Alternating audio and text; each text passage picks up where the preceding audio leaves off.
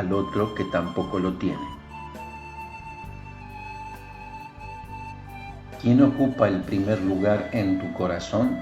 Dibuja tu escala de valores. ¿Qué te dejó el Génesis como experiencia de vida? Aquí va un testimonio muy personal del que escuchó el Seminario para la Vida.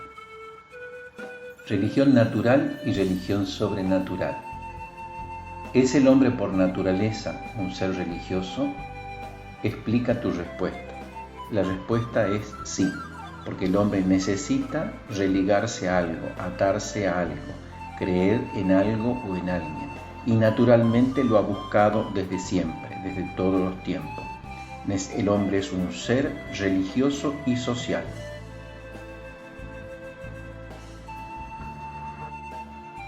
¿Qué le movió a la raza humana a tener un lazo con ese ser superior? Primeramente, el temor. Por temor quería comprar la voluntad de ese ser que era superior a él y le ofrecía sacrificios en los altos de una montaña. ¿Dios habló con el hombre? Sí. Dios habló a Abraham y le cambió el nombre, le dio una misión, le habló personalmente. Es un movimiento descendente de Dios hacia el hombre. ¿Qué hace a Dios relacionarse con nosotros? Únicamente su amor por cada uno de nosotros. ¿Es el cristianismo una religión al modo de las religiones naturales? No, porque las religiones naturales son un movimiento ascendente del hombre hacia Dios. Sin embargo, la religión sobrenatural es un movimiento descendente de Dios que ama gratuitamente a los hombres. ¿Cómo defines al cristianismo? Fundamentalmente el cristianismo es una buena noticia, la buena noticia de Jesucristo muerto y resucitado por amor. ¿Cuál es la misión de la Iglesia? La misión de la Iglesia es salvar al mundo. La cruz. Defina cruz. La cruz es un sufrimiento permitido por Dios en nuestras vidas para alcanzar la vida eterna. ¿Cuántas hay en tu vida? La respuesta es personal, pero la única válida es decir que tenemos una sola cruz, una vez que ha sido reconocido ese sufrimiento permitido por Dios en nuestra vida para alcanzar la vida eterna. ¿Pudiste ponerle nombre a tu cruz? Cada uno debe decir cómo se llama su cruz. ¿Para qué la permitió Dios en tu vida? El que escribe debe responder creyendo en la vida eterna, en el don de la salvación. ¿Cómo experimentas la cruz en tu vida actual? Hay personas que tienen la cruz con un nombre, pero todavía no está iluminada. La experimentan como algo insufrible. Cuando la cruz se ilumina, es suave y liviana.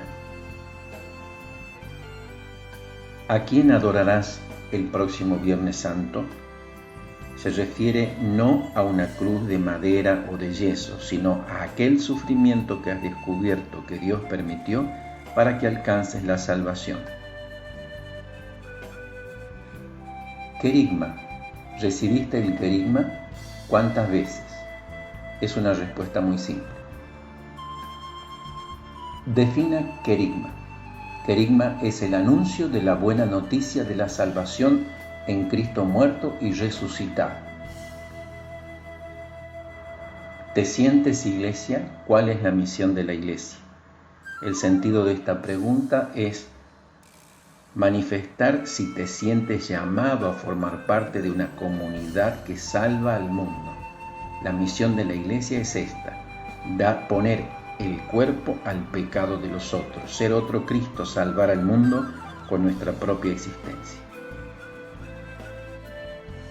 ¿En qué consiste el querigma? El querigma consiste en el anuncio de la salvación, partiendo desde la realidad de muerte y de pecado de cada individuo. ¿Te animarías a anunciarlo? ¿A quién? ¿Dónde? Esta es una respuesta personal. ¿Cuál es la esencia del anuncio querigmático en pocas palabras? También esta es una respuesta personal, a la que no le deben faltar la buena noticia y el anuncio de la salvación. El perdón. ¿Pudiste hacer el ejercicio del perdón? ¿Cuántas veces? El ejercicio del perdón consiste en poner la sangre de Cristo al agresor y declarar su inocencia. A veces hay que repetirlo varias veces en la oración personal. ¿Cómo y cuándo crees que podrás perdonar? La pregunta está dirigida a saber que vos no podés perdonar, sino que se perdona con la sangre de Cristo. ¿Quién puede perdonar? La respuesta correcta: solamente la sangre de Cristo tiene el poder de perdonar. ¿Hiciste la declaración de inocencia? La pregunta está referida a que si fueron obedientes en colocar la sangre de Cristo al que cometió pecado contra cada uno de los participantes del Seminario para la Vida. ¿Qué experimentaste al declarar la inocencia del que pecó contra ti? También es una respuesta personal. Normalmente el fruto del Espíritu en este caso es la paz. Efusión. ¿Qué es la efusión del Espíritu Santo? Es un renacer al Espíritu que ya tenemos dentro por el bautismo y por los sacramentos. Es un avivamiento, una resurrección, una verdadera renovación en la fe. ¿La recibiste en el Seminario para la Vida? La respuesta es personal, pero va conforme a la experiencia que cada uno ha tenido. ¿Cómo se manifestó en vos esta efusión? Es una ocasión para que el asistente también pueda decir personalmente cómo ha vivido concretamente la efusión del Espíritu dentro del Seminario para la Vida. ¿Qué hiciste con lo que experimentaste? La respuesta va canalizada para no quedarse solamente en la sintomatología de lo que experimenté, de lo que vi, de lo que sentí, sino que haya sido transformado en oración o que paulatinamente el participante se vaya dando cuenta que es la manera de tratar todas las manifestaciones concomitantes de la gracia. ¿Recibiste algún don o carisma?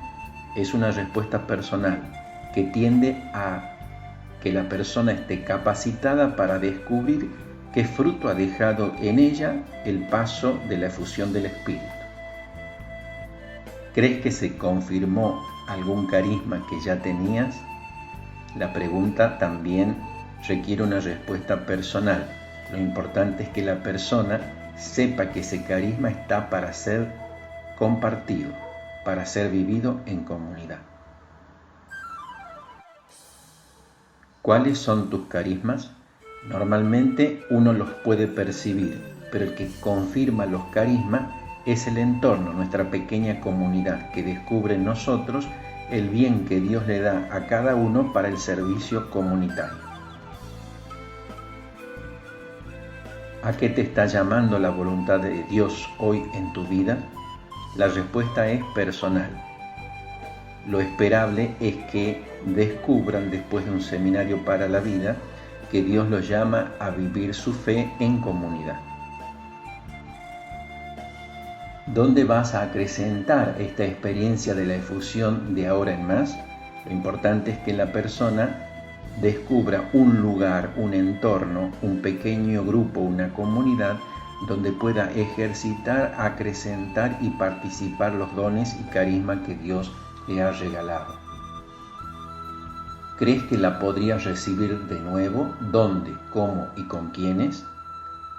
La efusión del Espíritu se puede recibir muchas veces, no así el bautismo que hemos recibido una sola vez cuando éramos niños. Lo importante es que la persona se preste, se ponga en un camino de conversión, de seguimiento y crecimiento hacia la unión con Dios. y encuentre un lugar donde pueda experimentar renovadamente la efusión del Espíritu Santo. ¿De qué vives?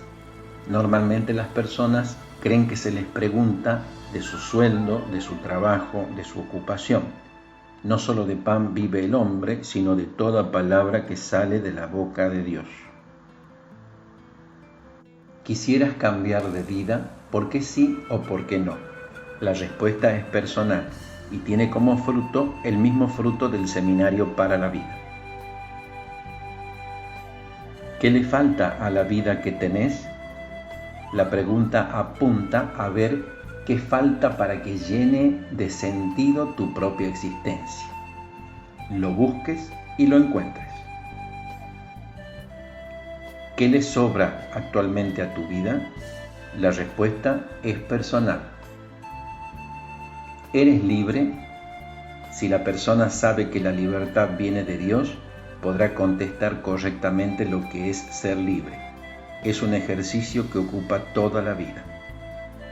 Si hay esclavitudes como el pecado que te atan, todavía no puedes decir que eres libre. ¿Puedes solo con tu vida? La pregunta apunta a que descubramos que no podemos vivir aisladamente o en soledad nuestra propia fe. ¿Algo cambió después de haber escuchado Vida Nueva? La respuesta es testimonial. ¿Tienes grupo o tienes comunidad? Grupo hace cualquiera, comunidad la hace el Espíritu Santo por la escucha de la palabra y la respuesta libre. ¿Cuántos grupos y cuántas comunidades? La pregunta va orientada a que solo podemos tener un grupo que camine a ser comunidad o una comunidad en la que ya se experimente a Jesucristo resucitado o que esté en camino de hacerlo. ¿Te gustaría vivir en una pequeña comunidad? ¿Para qué lo harías? Obviamente la respuesta es personal, pero si es sí, un sí incipiente, un sí que es ponerlo en el corazón y dejar que Dios actúe, es un buen comienzo. ¿Para qué lo harías? Justamente para vivir a Dios en comunidad y poderlo entregar a ella. ¿Qué estás dispuesto a invertir para lograrlo? La respuesta va encaminada a ver qué estás dispuesto a sacrificar para cambiar de vida, salir del egoísmo y vivir en comunidad. ¿Hasta dónde llegarías en esta experiencia? ¿Cuál sería tu límite? La pregunta va orientada a que la persona descubra qué no está dispuesto a entregar todavía. Ese sería su límite. ¿Qué estás dispuesto a compartir y qué no? La respuesta es personal, pero tiene el mismo sentido de la anterior. Que la persona sepa cuál es su osito de peluche, lo único que no está dispuesto a compartir. Ese sería su ídolo, su tesoro. Ahí estaría su corazón. ¿Buscarías cómo formar una comunidad? ¿Por dónde comenzarías? Si el Seminario para la Vida está bien dictado, las personas ya tendrían hecha formalmente la invitación para formar un pequeño grupo que a lo largo del tiempo sea transformado en una comunidad, y sí sabría por dónde comenzar. Psicología y espiritualidad. ¿Qué significa ser imagen y semejanza de Dios? Somos imagen de Dios porque Dios nos ha participado de su inteligencia y de su voluntad. Somos seres racionales, únicos e irrepetibles. La semejanza tiene que ver con el Dios uno y trino. También nosotros somos Trinidad, cuerpo, mente, espíritu, llamados a ser uno por el Espíritu que habita en nosotros. ¿Qué relación existe entre la Trinidad y vos? La Trinidad es Dios Padre, Dios Hijo y Dios Espíritu Santo. Yo soy cuerpo, mente y espíritu. ¿Tus pensamientos son siempre racionales? La pregunta está orientada a captar si el participante ha descubierto que tiene pensamientos flashes, espontáneos, que debe aprender a racionalizarlos para poderlos cambiar y así administrar mejor sus emociones. ¿Cómo puedes descubrirlos? Los pensamientos flashes o irracionales solamente se pueden descubrir captando nuestras emociones y preguntándonos, ¿qué acabamos de pensar para que se despierte esta emoción? ¿Qué indican tus estados de ánimos? Indican que acabas de tener un pensamiento flash o irracional. ¿Cuáles son tus pensamientos automáticos más frecuentes? La respuesta es evidentemente personal. Apunta a que la persona piense y escriba cuáles son sus malos pensamientos para que luego pueda transformarlos. ¿Cómo cambiarías un mal pensamiento?